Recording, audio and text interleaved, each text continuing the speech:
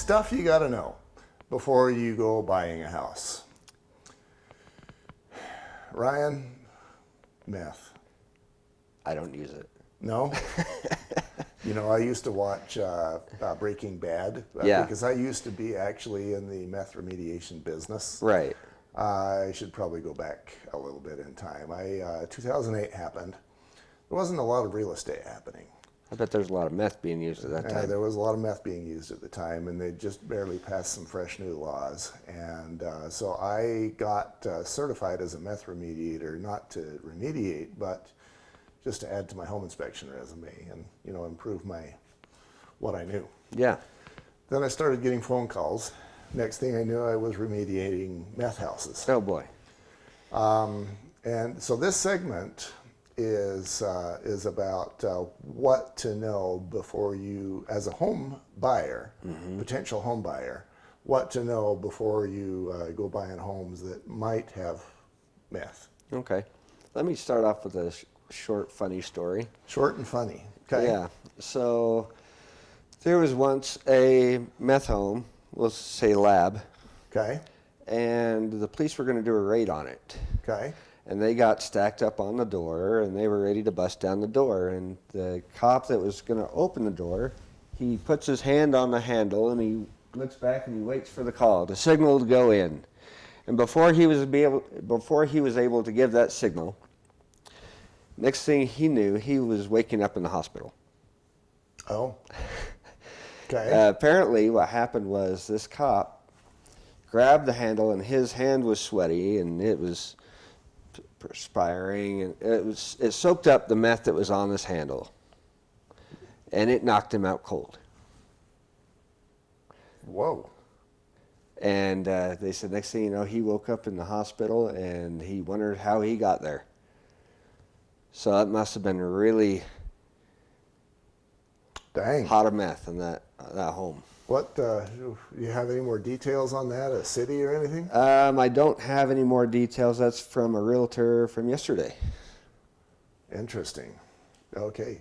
Well, I've been in a number of meth homes, and I failed to even get high. Yeah. You know, what's the point of doing a meth home if you don't get a little bit of freebie? No, That doesn't leave your system.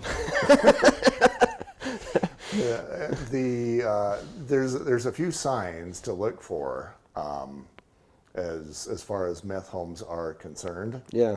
And you know, I wrote an article on this. It's important to make clear that you can have. There's 4 signs.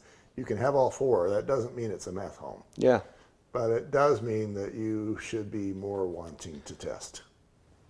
I agree. Having 0 doesn't mean you don't have a meth home, but it means your probability and your need for testing might be reduced. Dwindled down a lot. Yeah. Now, when I wrote that article, I had another inspector who I don't know and I've never met, and he basically said, you should always test every home for meth. And I'm like, there's a lot of things, you know, there's lead, radon, asbestos, carbon monoxide, mold, termites, hantavirus, meth, electrical wiring, you know, there's a lot of things that you could pay extra for. Yeah. And then you'd be paying $2,000 to the home inspector. He'd be happy, but do we all have $2,000 for that? No, and it's no. So what we're here to do today is to basically give you the home buyer some tools so that you know, okay, you know, meth just went from here to here. Yeah. As far as my priority, and yes, I do want to do that meth test. So, what do you look for? Well, you look for the guy sitting in your living room smoking meth. No. No, that's a dead giveaway, wouldn't it? I actually saw another home inspector doing a presentation to some realtors. He says, well, you look for beakers, and you look for, you know, he named some chemicals. Meth heads are way too psychotic to allow that to be just entered. You know, they're not going to let you just see that. No, they're going to hide at all costs. One is cameras around the home because they're so schizo, let's say. Yeah, cameras. I could tell a story about that one. It was a home in a very nice neighborhood where there was, I think, 13 cameras around the home. Oh, yeah. And then they had a panic room where you could monitor all of them from. The upper end of the home was beautiful, if not a little bit gothic. And then the downstairs was a chemistry lab. Chemistry lab. Yeah, you could actually sweep. They had this table where it had holes in the middle. So if you wanted to just sweep stuff into the sewer quickly. Yeah. That's Martha Stewart style when she cooks. Yeah, exactly. And she doesn't cook that, I know of. Probably not. So what I put in the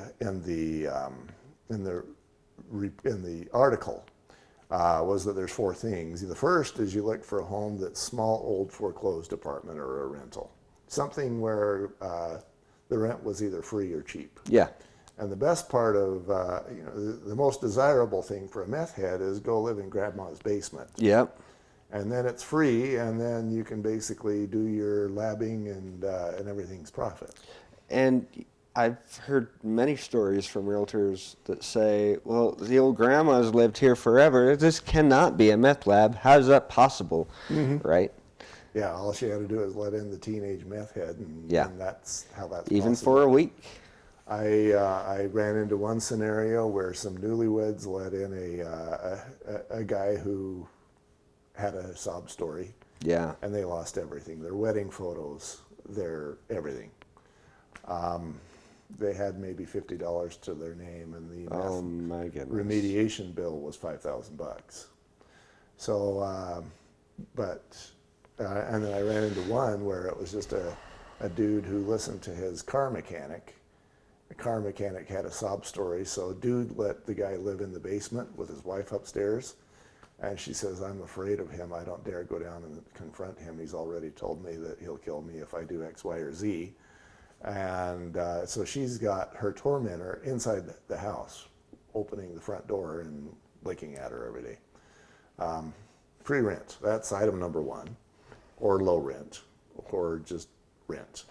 I can pick one out from driving down the road. Now, this isn't 100%, okay, but this is another couple of signs to look for. In the wintertime, you can tell lab when the snow is all melted off the one home but not the others. Yeah, that can be an insulation thing. But what you're saying is the meth lab produces a lot of heat. A lot of heat, it does, and it'll go through the roof. So, also you can drive down the road and you can look at the windows, and if you see blinds that look like a toddler got to them and busted them all up. That goes into category 2 for me, a home that is trashed or one that used to be trashed and now it's spiffed up. Right. So meth heads, based on my experience, based on the homes that I've been in, they're hard on houses. Very hard. And it's abused. There's crap everywhere. I've seen a number of homes where maybe there's poop in the corner, but I guess that's another category. There's not dogs. Yeah, and sometimes, there was one where I could see it and I couldn't tell and I didn't want to find out. Right. But they're trashed. And so then there was one where my wife's boyfriend from high school, he called me up. He'd just flipped a home. And there was some sort of an indication or a rumor, but he wanted me to go test this brand new gorgeous home that he'd done. Sure enough, it was meth contaminated. And so the gorgeous cabinets, the brand new carpet, the new beautiful everything needed to go. Had to go. Yeah. I've heard of contractors doing that. So you walk into a new gorgeous sparkling home, and especially if you're me, you're going, oh, that's a problem. Oh yeah. Because in many cases the flipper got a home that was trashed, and he made it gorgeous, but he didn't identify or eliminate the meth. Yeah. So a home that was trashed or that is trashed or was trashed, but now it's been spiffed up. Category 3 is a cat urine smell. And I did one of those courses where it's where you go through and it's a self-improvement course. And there was some colorful characters in there. One of them, I don't think he'd even mind if I used his name. I probably shouldn't anyway. Let's call him W. Okay. But if there's a crime, he's done it twice. And if there's a criminal on the lam, he knows where he is. Oh. Sounds like a show I know. So I asked him, I said, why do meth homes smell like urine? And he says, well, meth kind of sort of smells like urine, but quite often people just don't make it to the bathroom. Oh, wow. They're passed out. They're going to do their thing where they are, and when they get up, they've already gone. And they don't clean up, so. yeah, cleaning up, not a thing. Yeah. With the meth heads. So that's that was instructive for me. Another inspection that I did, they knew that this home was smelling bad like cat urine. And they wanted to cover that. They didn't want the inspector to figure out, hey, this is cat urine because it was a meth house. So they threw a cat in the house. Oh. In this vacant property. And then they wanted me, the inspector, to assume, well, it smells like cat urine because there's a cat in here. Uh-huh. And that cat, I opened the door 6 inches. That cat was skinny, but it was gone. I don't know how many days it had been in there, but that cat was having no more of being in that wow. house. I bet it was high. Probably. Yeah, high and starving. And so that one tested positive, and we had to remediate that one. The last one is what I call signs of anger. Damaged doors, damaged door frames, damaged sheetrock, or new doors, door frames, and sheetrock. Yeah. And there was one where it was the standard old door from like the 1970s, 1980s, hollow door. Oh, yeah. And I asked this same buddy W why doors are so abused, and he says, well, you get off of your high, and there's not new dope, you're angry. So doors and sheetrock tend to take a lot of abuse. Dude, the guy that had been there that was the meth head, I asked, and he was about 155 pounds. And he had put his fist through both sides of the door. And I was there to be the remediator on this one. And so I thought, well, I got to throw this door away anyway.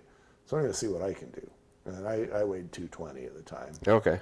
And so I put a glove on and punched the door.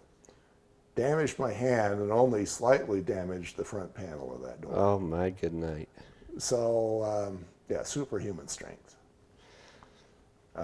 And that's why the Nazis used it. When they didn't were, know that. yeah, they're the ones that came up with it. And they actually used it during the war to keep their soldiers going. Good way to do energy long term. Yeah. Good to know. So, probably not something that we'd recommend for somebody long term. No. No. All right. So, you see the house. You're the home buyer. You're walking into a house. It's trashed. One of the things you're thinking is, we need to sample for meth. Yes. It's gorgeous, and it just got remodeled, and maybe it was originally built in 2005. It's too soon to remodel that house. Mm-hmm. Why has it been remodeled? Was it trashed? Was it because it was a meth house? Right. These are the things that I would have you go through. All right. Should we be done methanizing? Sure. All right, we'll be right back.